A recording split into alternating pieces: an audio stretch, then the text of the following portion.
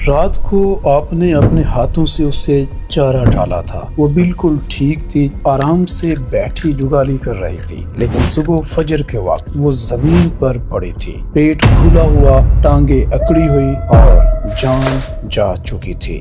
سب کچھ صرف ایک رات میں ختم ہو گیا۔ دوستو، یہاں صرف ایک بکری نہیں مرتی، یہاں ایک غریب کسان کی پورے سال کی محنت اور عید کی ساری امیدیں دفن ہو جاتی ہیں۔ اکثر لوگ کہتے ہیں نظر لگ گئی، جادو ہو گیا، لیکن سچ اس سے بالکل مختلف ہے۔ حقیقت یہ ہے کہ بکریاں کبھی بھی اچانک نہیں مرتی، ان کی موت کے پیچھے ہمیشہ کچھ وجہ ہوتی ہے، اور اکثر وہ وجہ ہم خود ہوتے ہیں۔ ریسرچ اور فیلڈ ایکسپیرینس یہ بتاتے ہیں کہ زیادہ تر کسان انجانے میں 5 ایسی خطرناک غلطیاں کرتے ہیں جو دھیرے دھیرے ان کے جانور کی موت کا سبب بن جاتی ہیں، اور ان میں سے ایک غلطی ایسی ہے جو صرف چند منٹ میں بالکل ٹھیک جانور کو گرا سکتی ہے۔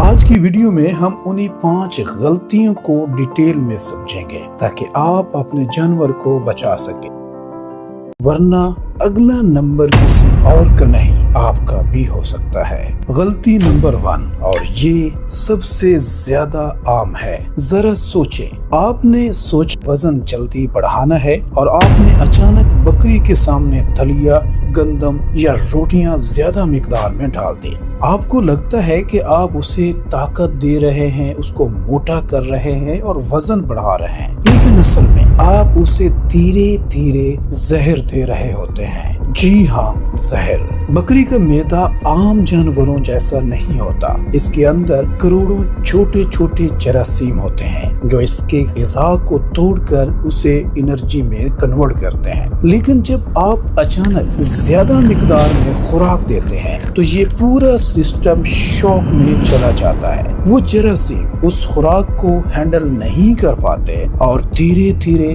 مرنے لگتے ہیں، اور جب یہ مرنا شروع ہوتے ہیں تو معدے کے اندر تیزابیت اتنی بڑھ جاتی ہے کہ ایک خطرناک حالت پیدا ہوتی ہے جسے ایسیڈوسس کہتے ہیں۔ یہاں سے موت کا سلسلہ شروع ہوتا ہے۔ اگر آپ غور کریں تو کچھ نشانیاں فوراً سمجھ آ جاتی ہیں۔ بکری دانت پیسنا شروع کرتی ہے، بار بار اپنے پیٹ کی طرف دیکھتی ہے اور اس کا گوبر پتلا ہو جاتا ہے۔ یہ سگنل ہے اندر کچھ بہت غلط ہو رہا ہے۔ ایسے وقت میں دیر کرنا نقصان دہ ہو سکتا ہے۔ کچھ لوگ فوراً میٹھا سوڈا کا استعمال کرتے ہیں، اور یہ بہت زبردست نسخہ ہے۔ میٹھا سوڈا معدے کی تیزابیت کو فوراً ختم کر دیتا ہے، لیکن میں یہاں پر آپ کو مشورہ دوں گا کہ فوری ویٹرنری ڈاکٹر سے رجوع کریں۔ سب سے ضروری بات، علاج نہیں، بچاؤ۔ ایک سمپل اصول یاد رکھیں، جب بھی خوراک بڑھانا مقصود ہو تو اچانک سے خوراک کو نہ بڑھائیں۔ ہمیشہ ایک چھوٹی مقدار سے شروع کریں اور 7 سے 10 دنوں میں آہستہ آہستہ بڑھاتے جائیں۔ یہ چھوٹی سی احتیاط آپ کے جانور کی زندگی بچا سکتی ہے۔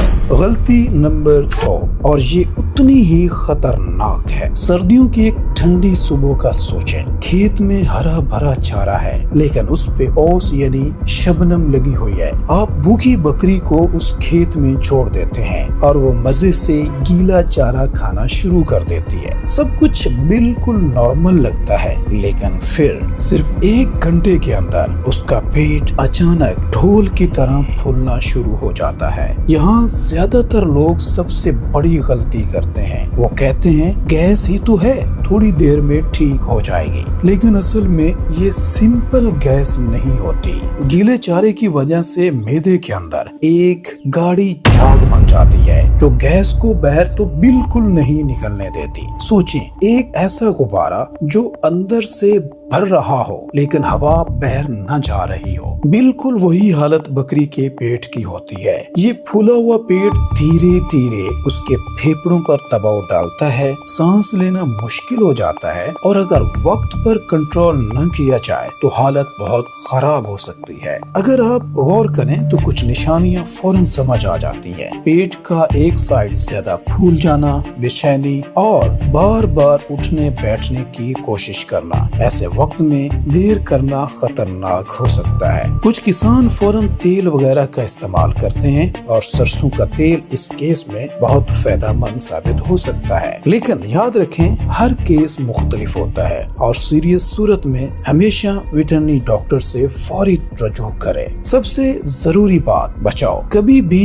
بھوکی بکری کو سیدھا گیلے چارے پر نہ چھوڑیں۔ پہلے اس کو تھوڑی سی سوکھی غذا یعنی توڑی وغیرہ دے لے، پھر آہستہ آہستہ چارے کی طرف لے کر جائیں۔ یہ چھوٹی سی احتیاط آپ کے جانور کی زندگی بچا سکتی ہے۔ غلطی نمبر 3، اور یہ سب سے زیادہ خاموش لیکن خطرناک غلطیوں میں سے ایک ہے۔ پنجاب کے بہت سے تجربہ کار کسان اسے ایک خاموش قاتل بھی کہتے ہیں۔ ذرا سوچیں، آپ کی سب سے تندرست، سب سے موٹی بکری شام تک بالکل ٹھیک ہوتی ہے، لیکن اچانک وہ گول گول چکر لگانا شروع کر دیتی ہے۔ اس کی گردن پیچھے کی طرف مڑ جاتی ہے اور دیکھتے ہی دیکھتے وہ گر جاتی ہے۔ اکثر لوگ کہتے ہیں نظر لگ گئی، جادو ہو گیا، لیکن حقیقت کچھ اور ہوتی ہے۔ اس بیماری کو انٹیریوٹوکسیمیا کہتے ہیں۔